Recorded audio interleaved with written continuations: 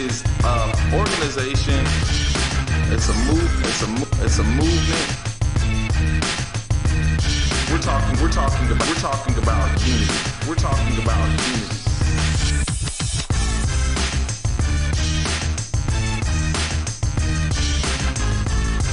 So we're aimed to taking down the system of race by educating, enlightening, informing, and positively debating with those who have counterviews.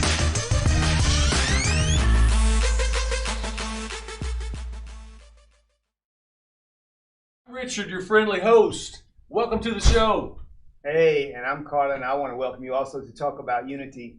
It's great to be here today. Man, look at that outstanding background. We got the greatest crew here. Vince made this outstanding background, Erase Race. We're making it happen today. So we want to welcome y'all to the show. Man, we got a great show lined up today. I'm telling you, we are going to talk about some stuff. My wife tells me this, Carlen. If you can talk about everything, you can get through anything. Yeah. There's those can't go there places, and that really messes you up. But you've learned this in family. You've learned this in relationship. I learned that we enjoyed some of this back and forth. But if you could talk about everything, you can get through anything. And I enjoy the passionate discussions family has. Right?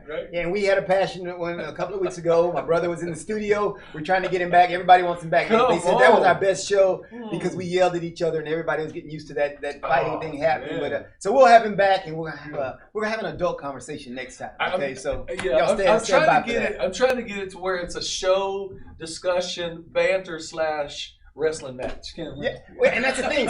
See, what people don't know, we didn't have Richard here because that's another dynamic. All right, and people say, well, it might be another dynamic just because of skin color. No, but it's the relationship thing that you'll see has nothing to do with color when we start that whole thing going back and forth. And that's the thing. There would be things going all kinds of directions because with him and me, it's just back going this way. Yeah. You in there, things are just bouncing off the wall. Yeah, it's going to be crazy next time. And Dwayne and I we have a long-standing relationship. I mean, it's not a love-hate. It's a love, don't really quite get you relationship. Well, that's the cool thing, though, that at the end of the day, all this stuff is about relationship. I was talking to the crew here, Dakota and Vince. I was telling them that at the end of the day, almost every one of these situations you have, even in our country, when it went from the top to the bottom, whether it's political candidates, whether it's people working in schools, businesses, companies, whatever, there's that relationship factor that makes a difference. And that's why we come on here and we say, we've got to talk about unity, because if you don't articulate that, if you don't talk about that with other people so they understand that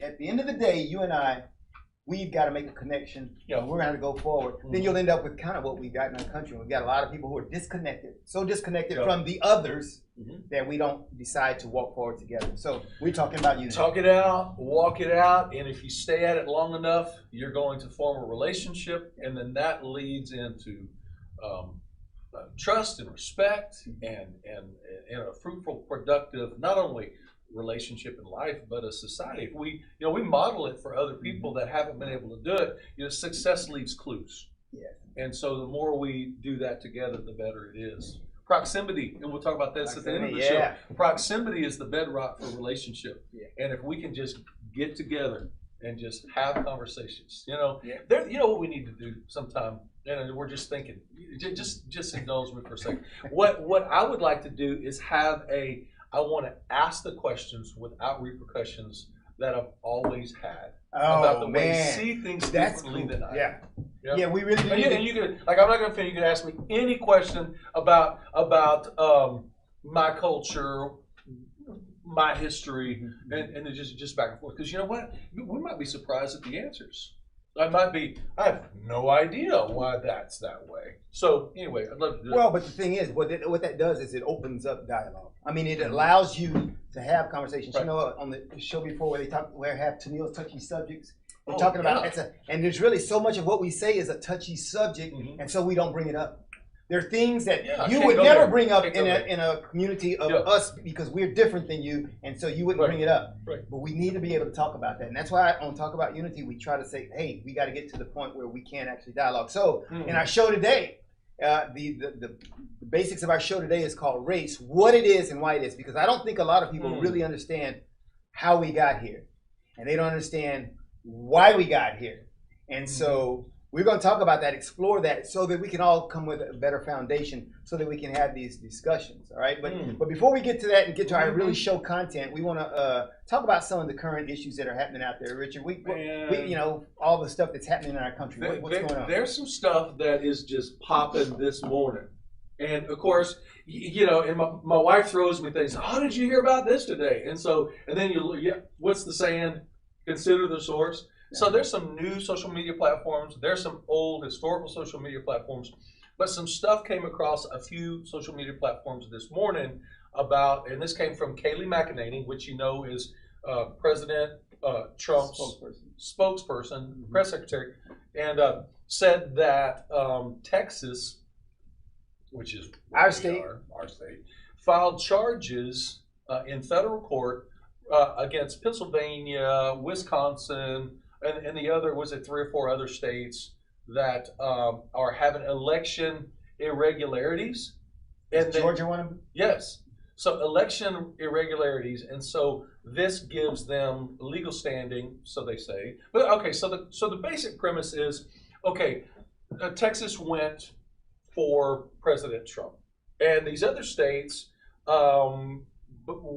if counting everything the way it is right now, if nothing changes, so these states are going to go towards President-elect Biden, and that means Texas, who they voted for, is going to not win, so they feel disenfranchised because of these other states' irregularities, and so now it gives them a direct path to the Supreme Court if they aren't granted a voice in these states, or any actions taken in these states. So it's a slippery slope. And so if you studied United States history, we know that Texas, here's the slippery slope. Texas is the only state before they came into the Union that had the agreements that if they wanted to, voted for, to succeed from the Union with, I guess there would still be repercussions, but to succeed from the United States, which means Texas leaves the United States. It's actually in the Texas Constitution and the agreement with the United States to succeed from the Union. A lot of people have said that forever. Texas, needs to be its own country, right? But this could really muddy the waters for quite some time. I think it's a scary time. And now I'm going to invoke my my wife's legal knowledge as an attorney. Sure. So the question is it'll be on standing. That's the term that's used to determine whether or not Texas is legitimate and they have a voice in this actual in the complaint that they're filing. And so it's hard to believe that they would give them standing because of your sovereignty as Texas, and you are responsible only for Texas. And they're saying your feelings or your decisions are not changed by the fact that these other states did something, whether it's improper or not, whatever. So I don't know, and it'll be interesting to see how that plays out when it gets to that level. But I would think that standing would be the issue, and that they would find out that Texas doesn't have standing. It sounds crazy, but I don't know. So, but on the other side of that, what is your general thought about the election that never ends? I mean, what do you think? What do you think, objectively speaking?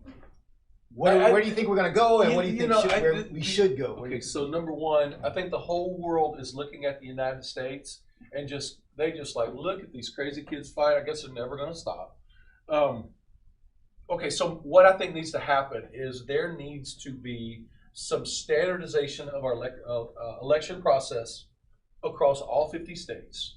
Of course, here's states' rights. What do you mean when you say standardization of it? Okay, so what I would like is that, and that's process engineering, right? So, right. So what I think needs to happen is there needs to be one type of system in which people vote. Here's what I think: vote in person only, unless you can't be there. And of course, we know absentee ballots have worked in the past because there's IDs and things like that. So vote in person only, with very few exceptions, with a valid ID. And I think everybody needs a free, and I'll gladly pay a little extra taxes for this, voter ID card that is encrypted. So when you vote, it kicks you out, you can't vote again. If you die, you can't vote. No more dead people vote.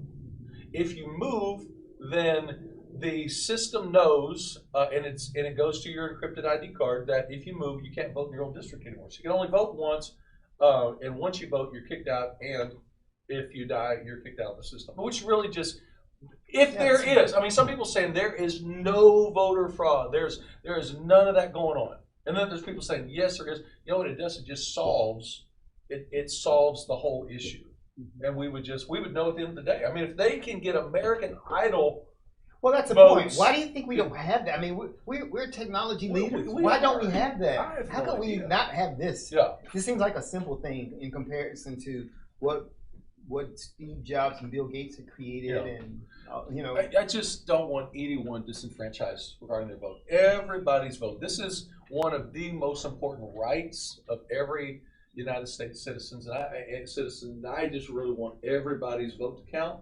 No more, no less. It's all the same. And with all of these, hopefully they're not made up, but it could be people making up videos or stuff, and then all of a sudden, because really it's the elements. Ashland's political science professor said that this is the elements that create civil war, or at least severe civil unrest. When you feel like your vote was stolen, then all of a sudden we have a mess. So we need to fix that. Yeah. So, all right. So good on that. All right. Let's talk pandemic. What's going on with the pandemic? What's happening across the country? I just noticed California is going on lockdown once again. I also saw where many of the restaurant owners and some of the people in California are standing up and saying, "I'm not closing." And so you get in, and you talk about the elements of civil war, because these restaurant owners are very upset, and they're saying, "No, you know, I'm not going to comply anymore." They talked about how they shut down previously when Governor Newsom in California told them to shut down for 2 months, and they said no. And and I heard one of the interviewers asking and said, "Well, what if they pass a stimulus?" And there was one owner of the restaurant said, "I don't want them giving me money. I want to earn my own way." Right. I was like, "No, that's pretty cool. Right. That's pretty cool." But what do you think about that whole thing? I mean, the lockdowns. What do you think we're going to happen in Texas? No lockdown? Well, our governor said no more lockdowns. Okay. Yeah. So we'll see how that goes. Well, actually, if you look at the data, Texas is doing pretty good. There are some states that have some severe problems, and you know the problem is, like in New York, he said if the number goes to 5%, then restaurants are going to be shut down. Well, a lot of the medical community has recently come out and said, if you really want to look at where people are, because they do contact tracing, and they kind of go and investigate how did this happen, and what was the travel history around your family getting infested with corona, they found out that the highest percentage of where people get infected is in their home. So how do you control that? I mean, everybody gets, you know, an ankle bracelet and has to stay in the room. I don't know, that's silly, right? Yeah. But restaurants is really a small limit. You compare restaurants, which was between 3 and 5%, compared to malls, which is 9%. So it makes more sense to lock down a mall than it does a restaurant. But there's a lot of hypocrisy in the whole restaurant lockdown. In California, the governor shuts down this lady's restaurant, and she spent all this capital building outdoor dining, and then 50 feet away, the governor says, "You can't shut down, please shut her down." And then 50 feet away, they opened up a movie set catering restaurant, and they're feeding them all in close proximity, not even socially distanced. But they opened that up to them, but wouldn't let her, and she lost her mind. It's gone viral on the internet. So I saw, Mr. Wonderful on Shark Tank, Kevin O'Leary. yeah, I saw him going off. I saw him going off on about some of the contradictions, and so there are tons of contradictions on this whole thing. So that's going to be. And so, all right, so before we go to break, let's talk about vaccines. What do you think about vaccines? You gonna take it? Is it going to work? Hey, what do you think? The good news is I got corona, and I got my You got your antibodies. I got my antibodies. antibodies. I got my negative, and so no, I mean, I still tell him, don't breathe on me. Don't breathe on me. Oh, my daughter just got it. Oh, really? Just that? They all got it except Amy, and she's like living in the tower of the castle, right? She's not doing anything with anybody. Oh, all right. So, hey, well, cool. So y'all think about that. Hey, we're going to take a break here. When we come back, remember the topic of our show today is what it is, race, and why it is race. So we're little education. go get your Google out, go get your dictionary, go get your knowledge. Take some notes. And if nothing else, just listen, because we got a lot of information we're going to drop on you today, right after this break on Talk About Unity. That's good.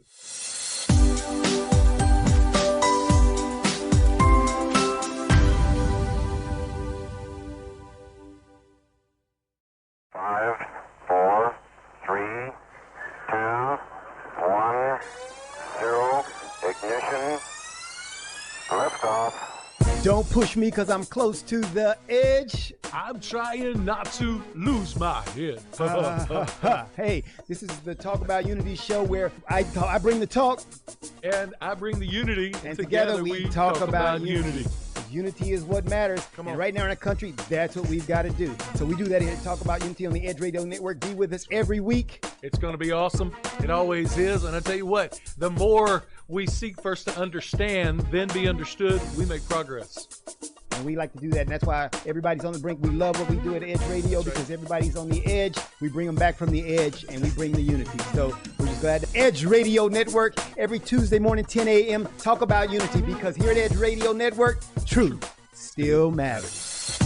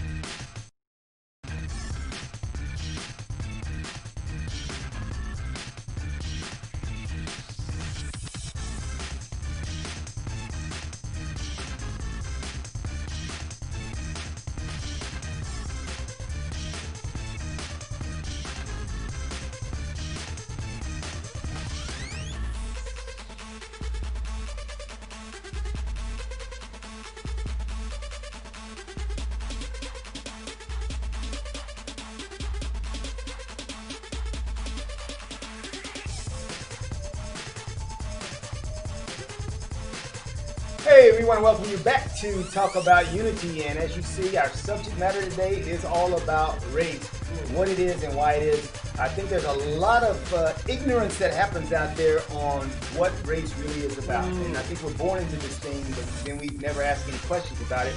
So all your questions will be answered today as we define what race is and why race is. And so let's get right into it because this is going to be one of those shows where we're going to have to need time for you to digest the information. So let's get in and begin to talk about it. All right, this thing called race. Yeah, okay, so race is a classification of people that is not based on any real or accurate biological or scientific truth, but instead on physical characteristics, specifically skin color. All right, so let's talk about that. All right, so the fact that when we talk about race not being biological or scientific means there's nothing that differentiates me from Richard other than the fact that what you see externally, our physical characteristic, skin color, you would say we're different. Now, in our history, many people have said that, well, no, there's a thing, black people are different than white people. And there have been people, and we'll cover this in some of our discussion today, we'll talk about how we got to that point, but some people actually believe that there are these scientifically physiological differences in us, you know, and they've talked about, you know, black people are closer to the apes or things like that, you know, and so they're saying there's something in our human makeup that differentiates us, but the science, and I tell you what, this is the most amazing thing. They had this thing called the Human Genome Project in 2003, just amazing, blew all that stuff out of the water, things that people who had been saying this stuff in the 18th and 19th century, I'm talking about the good guys who had been saying, no, there's only one race, the human race. Right. Some people who had been saying that got it verified, while at the same time you had people in the 18th and 19th century on the other side of that. So So let's continue on, and let's go with the second point. Okay, so race is a social political construction. A social political construction is something created by people.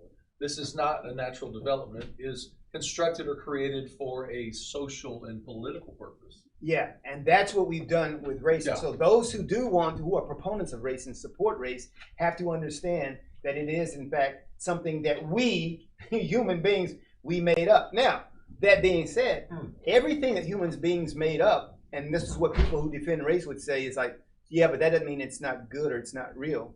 That's true. That's true. However, we got the other side of that argument, and we're going to show you some stuff and show you why it is a bad thing. So, yeah, you're right. It's a social construction. It was made up. It's kind of like stop signs. Stop signs are construction.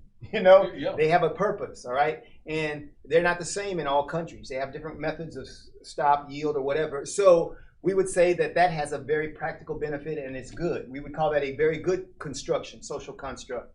All right. However, race is got a lot of downsides, and we'll talk about that later. So understand that it is something, in fact, that we made up. You won't find race in the Bible. You won't find that anywhere else. You won't find it in anything solid. It's something that we made up. And here's the thing you really need to know, and you'll see this when we cover the history, is that it is really very recent in history. When you talk about terms of history being the world being thousands of years old, we're talking about in the last 200, 300 years did this race concept come up. Okay, so let's go on. So the concept of race was created as a classification of human beings with the purpose of giving power to white people and to legitimize the dominance of white people over non-white people. Now, when we talk about race this way, you're actually, when you use those terms, of course, white people, non-white people, black people, then you've got to understand, first of all, that you've already subscribed to the concept. And so when we got to understand that the fact that we use race and in this sense means you start from the point of, okay, I believe that there's such a thing as black people, white people. So that's the first thing. That's why it's often difficult when I have conversations with people, because I tell them, well, let's start at step one rather than step two, because in step two, it's a given that race exists. All right. And so, so this statement then basically says that in the race concept, then it was done for this purpose. And this is the killer question when I have people who believe that race is okay. I ask them, all right, if you understood and if you believe this, and right now we're going to prove it to you before the show's over, but right now I'm going to ask you if you believe this. If you believe that race was created for white people to have dominance and subjugate another group of people that were not white, would you still want to keep it? You know, so knowing that, and I'm telling you that is why it was created. So the question is, for those who believe in, like, yeah, but now, because I understand people now, I'm black and I'm proud, I understand that. But what I'm saying, if you knew that it was created so that they could do that and subjugate you, that they created and said, we're going to make them non-white and eventually black, make them black, we'll be white, we'll be at the top, would you still do it? And so it'd be interesting to find out what people actually thought about that now. You know, this is what's happened in the last 300, 400 years, 500 years, as a political position and a cultural position of dominance. But you know, if you go back, of course, you know, what I do for a living. I'm a pastor, and I dig down into the Word of God, but into history.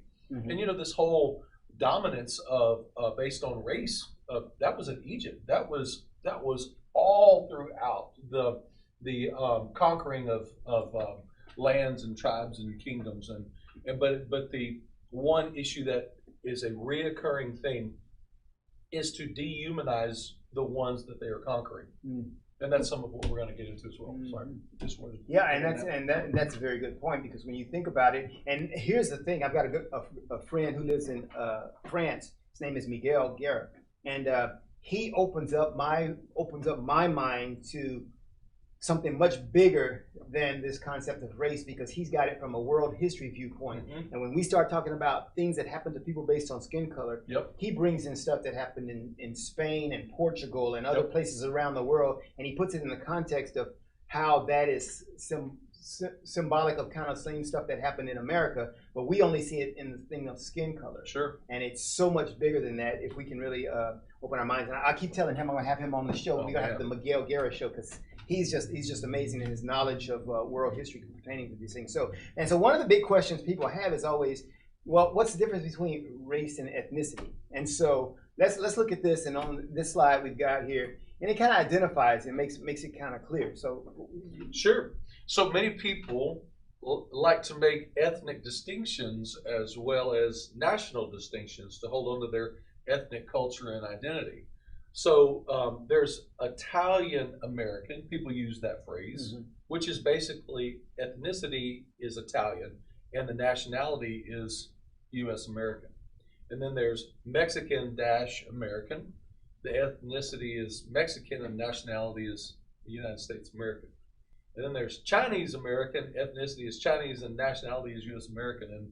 And of course, African American. And ethnicity is supposed to be is African. This ethnicity is supposed to be African, but the nationality on the screen it says Chinese, but they meant African. All right, so it should be African. But here's the kicker on that thing. Yeah, so that's a mistake. So that's ethnicity is not Chinese for African Americans, by the way.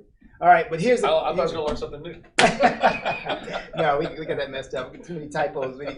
My editing crew, I have to get on it. All right, Correct. But here's the thing with this whole thing about ethnicity, race and ethnicity, and people try to use them interchangeably, but you really can't. The Genome Project, which fomented all of the DNA things like 23andMe and Ancestry.com, makes this whole thing a whole lot more, not necessarily complex, but actually simplified, because what it does is it identifies that while I've done my DNA, and I'm from Nigeria, West African, Nigeria, but I've also got 16% European, I got 1.2% or something Asian. So all these things are parts of our makeup, and we all mixed up that way, And what's the most amazing thing, I said, if you go far enough back, some of those people who call themselves Ku Klux Klan, whatever, they find that they got some African. They've got some African. It might be a very small percentage, but if you go far enough back, because the original man was found there in Africa, and so this ethnicity thing is in fact true, because it just simply breaks down what are all those mixed parts of our origins, and those origins, of course, stem from people who are located in various places around the globe. And so we're really, at this point, all kind of mixed up in the world, which is really cool, because the more people, and this is what's so cool, with that DNA and all that stuff, go search your DNA. If you really go back and begin to research and find out your family history and begin to trace back, man, it will just take you to so many parts of the world, and you would then realize that, yeah, we're humans. And we're humans. Well, knowledge is power. It really is. And, the more people become aware of actually who they are through the genome or ancestry, then all of a sudden the light goes off, and you say, if this is superior, if this race is superior and this race is inferior, then I have an inner conflict inside of me that I can't resolve. And so you lose those arguments, because you realize you are you, not based on a label. You're you based on, your experiences and what God did, brought you about and put you in the family. He knew what he was doing when he put us where he put us. Anyway, I'm not going to preach today, but the whole concept is, these labels are ridiculous. And so the question it begs the question, then, if you've got race and ethnicity, then why do you use race? Then why not use ethnicity? And of course, I guess the answer would be because even if you use ethnicity, then people who are quote unquote mixed race, which one do they choose? Especially when you've got a parent who's of this and a different parent who's of that, which one do you say that you are? Now, the crazy stuff that happened, of course, in slavery, the one drop rule and things like that already said if you got one drop, then you're automatically all over there. So that's crazy. And so that's why even to talk about ethnicity, you got to define these things pretty well. And so there's race versus ethnicity. But let's talk about why race is really such a bad thing. So on the next slide, you'll see that race is really a bad thing. Read that to us there, Bridget. Sure. So the concept race is based on socially constructed, but not just socially constructed, but socially, certainly scientifically outmoded beliefs about the inherent superiority and inferiority of groups based on racial distinctions. Wow. And so think about that. All right. So this is very educational. Think about that. Because it's socially constructed, what it's saying is we've now put in place a system where people are inherently superior or inferior. That's the definition. So here's the thing: you can't. It's like if you create a word. I mean, remember when you were young, the word was we made dope a good thing. Stuff is dope. All right. So when dope became dope and became a good thing, if you walked around and just said it's a bad thing, then you were kind of out of whack with the rest of society, because everybody understood what this meaning of this word is. It's the same thing when you took the concept of race. When it was created, it carried within it this idea that is forever linked into it, that people are inherently superior and inferior. So you could say, well, no, but I don't think there's anything wrong with it. We just got to teach people to get along with it.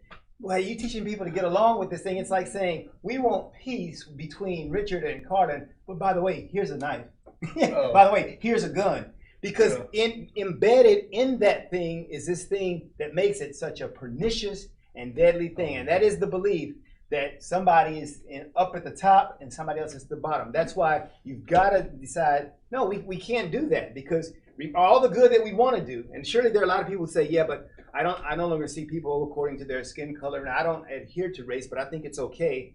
Yeah, but a lot of other people are. And so that's what's huge, that we're locked in there. You know, I wish that you and I could do like a traveling show where we go. We can. Let's travel. Let's go. So the Vince has got to go with the 23andMe testing, right? And so we go and we find people and we bum rush them and we get the results right then, right? And then so they find out, they read their results and they go, I have 3% black. Oh no! Not 3% black, 3% West African. Okay, whatever. 3%, not black. Black is race. Okay, black is race. Okay, so or I'm Ethiopian. Oh no! Yeah, right. Yeah. And then some people on the other side are like, oh, I'm 2% Scottish. What am I? Yes. Right? And then they have to reconcile the fact that they are what they don't even know they are, and they've based. Now all of a sudden you're going to change. Oh, I'm supposed to act inferior now. Oh, I'm supposed to act superior now because I have this inside me. Is that the most ridiculous thing you ever hear in your life? Well, yeah, and I think the cool thing about that is, and the traveling show, which is a good idea, which we need to get on the road and we can do that. The cool thing about that is it actually does give people an opportunity and to experience, I think, to change their minds about how they view themselves. I mean, because it's really, at the end of the day, that's what we got to do. People grow up. I mean, I did. I grew up in Prairie View, Texas. Prairie View A&M University, HBCU. Man, I went to all their stuff, and everything there, especially in the 70s, was black. I mean, it was all black. I mean, it was just black. We had black. As a 7-year-old, I got more black history than I ever got in school, whatever, because it was all black. Because it was all black. So I grew up that way. And so my mind, and so when I grew up that way, I mean, I was always trying to explore greater bounds than just those, though. And so while I had, you saw my brother on here, he was into the black, whatever. So what we're going to do as we go forward, what we're going to do is we're going to talk about that, and we're going to cover that a little bit more detail when we come back after the break. We're going to talk about this hierarchy thing, because we're going to explain that, and y'all going to get your minds blown today, all right, on Talk About Unity.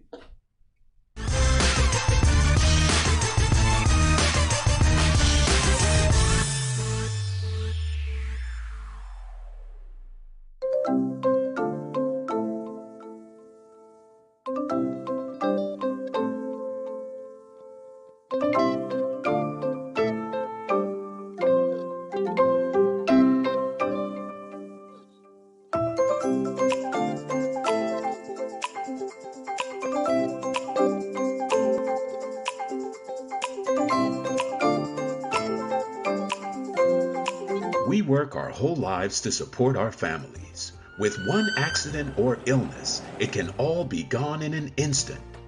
Now there's a smart, affordable way to protect your family.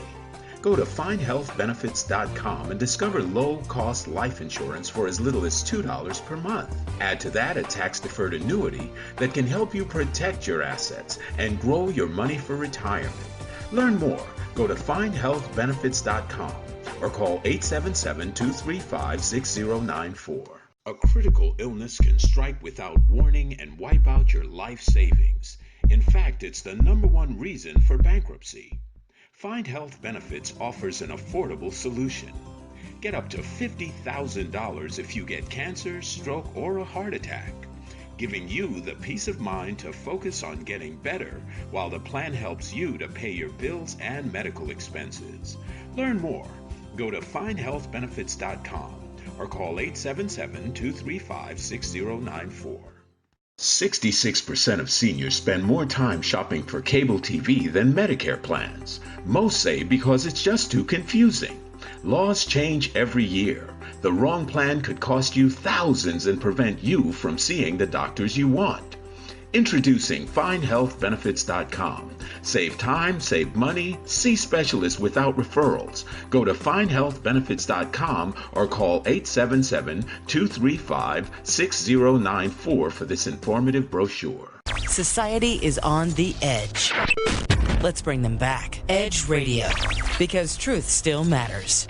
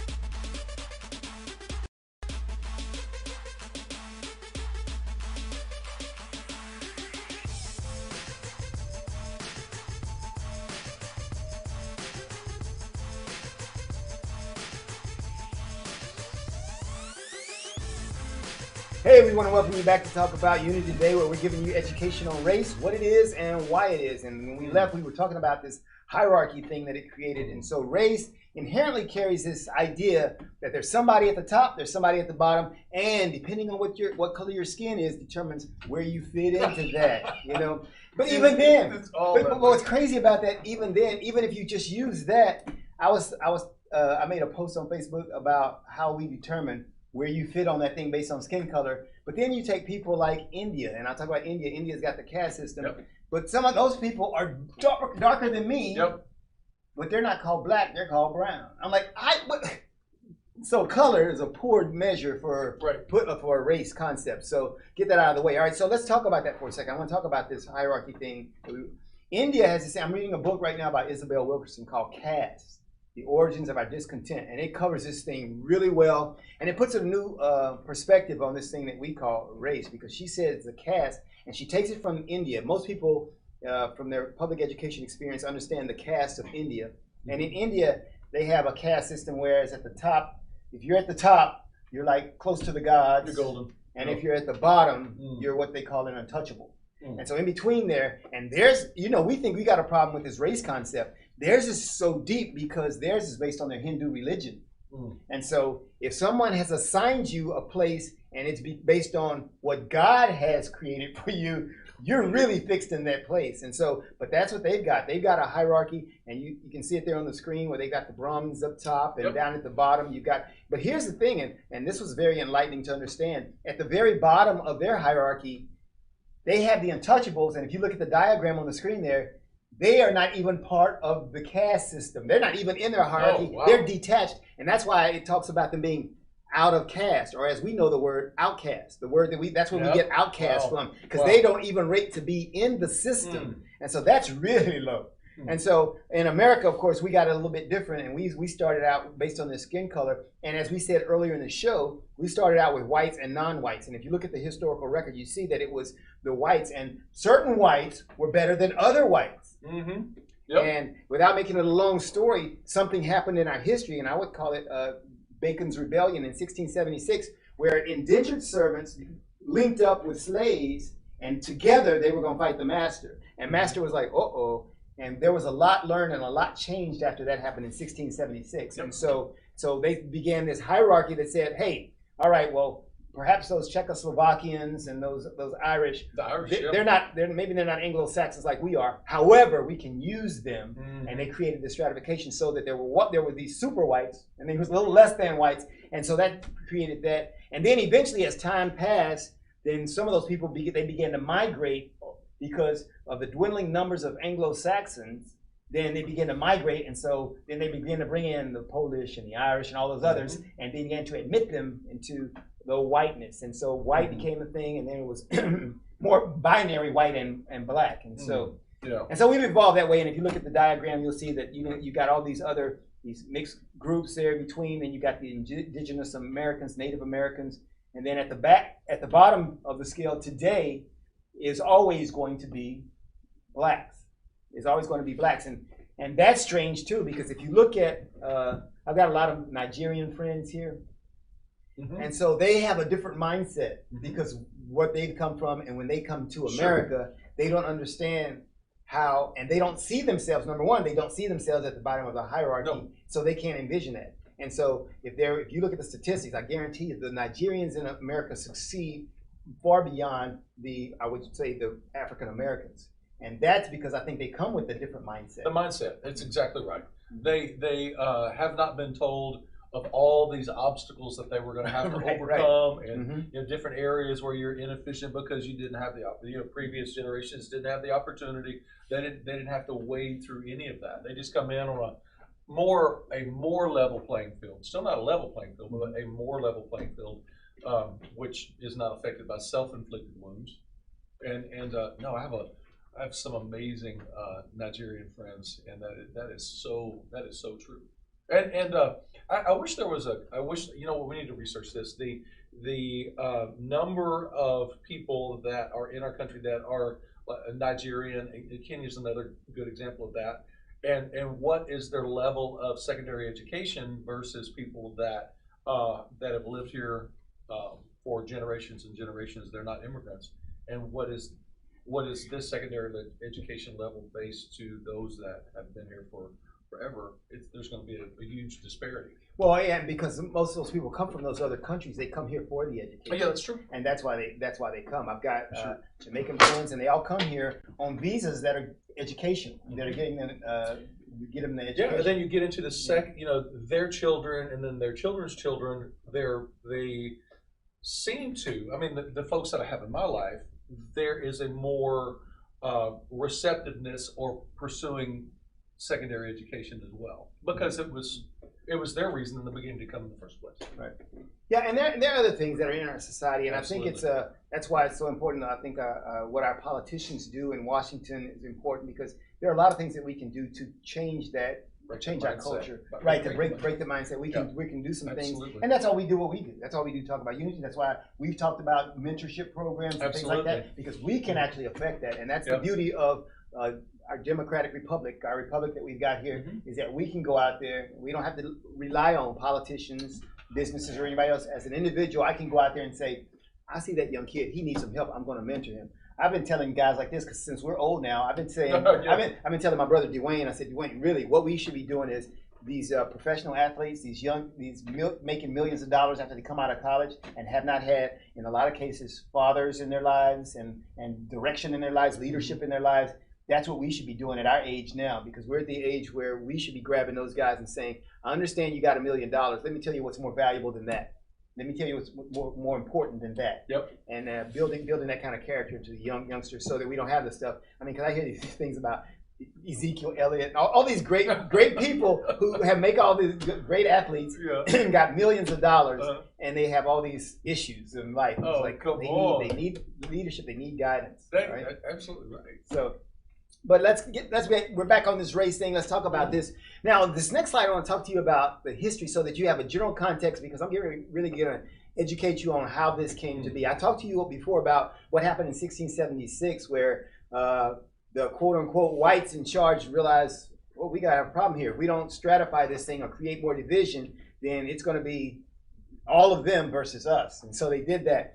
But so that was 1676. So of course, the first slaves they identify on record arrived in 1619. But let me give you this point that you need to know about, though.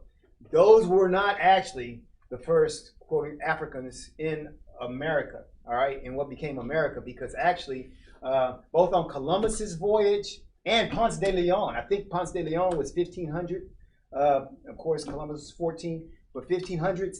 There, in part of that exploration, he had an African with him. At least they know of one African that was with him, who was just part of the crew. And so think about their attitude towards blacks or Africans. They didn't have a sense of race, you know. He was part of the crew working with them as an explorer, you know. So we created this terrible thing, of course, and it had been created somewhat in Britain as well. But we created this thing with the transatlantic slave trade and everything like that. So that started in 1619. The first one arrived here, and there were 20 Africans, and they referred to them. And on the manifest, if you look this up historically, it says Negars, and people have argued about whether that meant the word that we now use as the N-word, or if that meant that they came from Nigeria or Niger, which is called Niger. So they've argued about what that meant. But one thing that they didn't do was simply say that they're blacks. And so, because there's no thing at this time, we're talking about the 1600s, there's no such thing as black right now. You know, that's going to come later in response to this thing that we talked about called whiteness. It makes sense that it was a geographical word.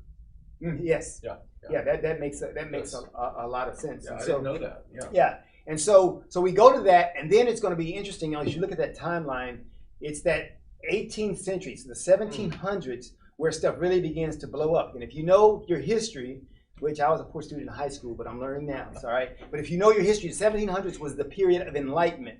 And what is enlightenment about? It's about you got all these great thinkers and you got all these scientists who are coming to the forefront. And people are going, wow, these people are blowing our minds with the stuff that they're saying is true.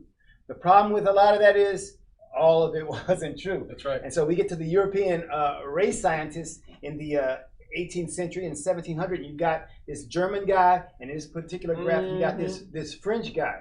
All right, and so we'll talk about that for a second. Go ahead and tell us. Yeah. So they believed in the degeneration theory, meaning it says of racial origins.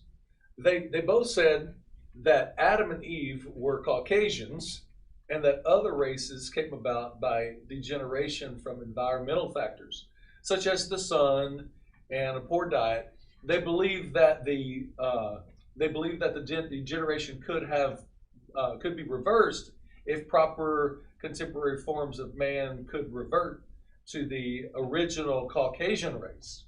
Blumback defined the Caucasian skull to be the perfect skull compared to all the others. Yeah, now this is important to understand. This is the 1700s. You got this guy Blumenbach, you got Buffon, this guy he was from France. This is wait, I have to stop. His last name really was Buffon. Yeah. That's awesome. Maybe that's where they got the word buffoon from. Yeah, exactly. His ideas were buffoonish. I know you want to be all serious, but you look at that first picture. Come on, they can see this as well. That top guy does not look like he is white. I'm just saying. Well, it's a graphic. It's just a painting, I'm sure, of the time. It's just amazing. We're in the 1700s, man. Don't hold them to their graphics of the 21st century now, because we got graphics, man. It's the whole concept that these guys that write these things, that the Caucasian skull was the perfect skull and everybody else is a degenerate.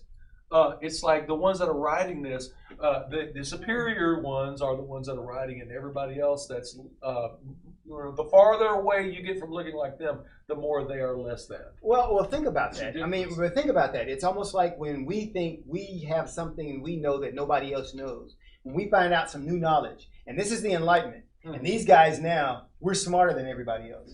We are the enlightened ones, and everybody else, regardless of what they think. Now, remember, we're talking the 1700s. What's happened already in Egypt? Somebody built pyramids. Somebody built pyramids. I don't care how smart you think you are. Somebody, long time ago. So there was some ingenuity. But the Enlightenment, by definition, gave these people a sense of we are now more enlightened.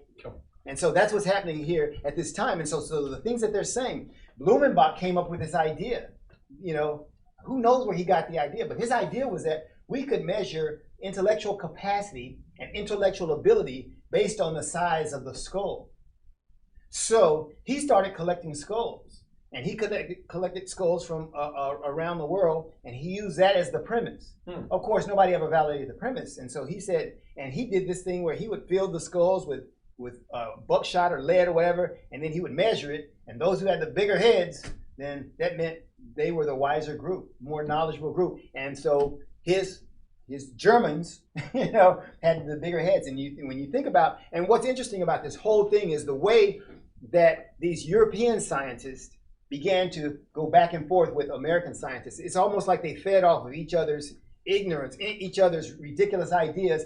You got this ridiculous idea. Let me add something to that, and then let me give you something to go back. And they went back and forth. And that's why by the time you get to Adolf Hitler, Hitler was using stuff that he got from the Americans, because those Americans had used stuff they got from the Europeans, and those Europeans, and it just went back and forth, feeding off of each other's craziness. But if you look at races from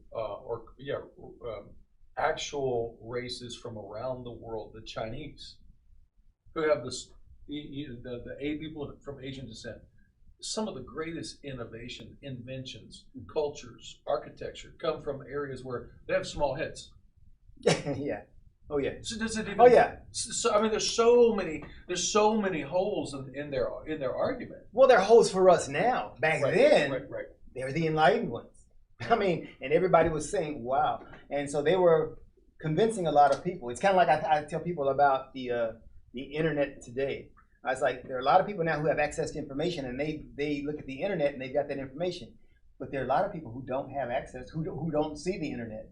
And they're still thinking their way. You're right. And so it's all based on information. Can we talk about motive for a second? So they're creating this theory. Is it just for enlightenment, or is there a motive? Because they're operating from a position of scarcity. Like they're trying to expand and grow across the United States. And in order to do that, in order to achieve the wealth and the innovation that they're trying to, they need people to carry that out. So the whole process, to me, it looks like the dehumanization of the slave trade that's coming into America.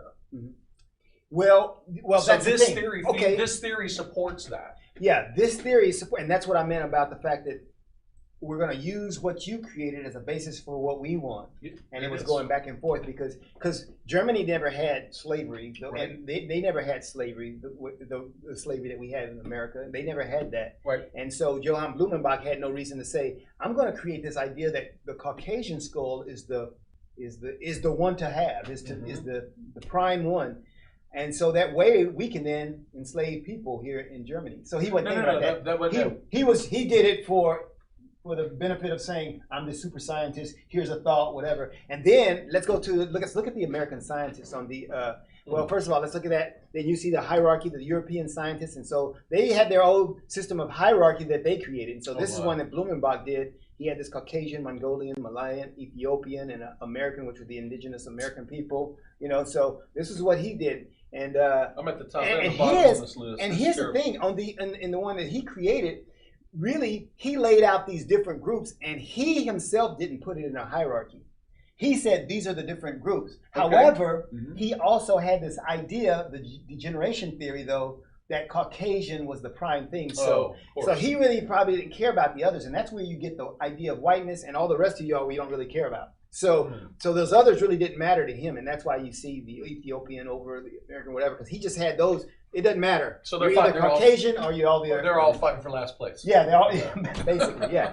All right. So, but then when you get to the, you probably can't see that. I can see it. Okay, American race scientists. Here's where they took the stuff that, and because you'll see this, and I'm gonna summarize this even before you read it. The Blumenbach was the guy who came up with the skull thing. Well, now you're talking about Samuel Morton. Samuel Morton is now in the late 1700s to 1800. You see where he lived. He was living in the 1799 to 18.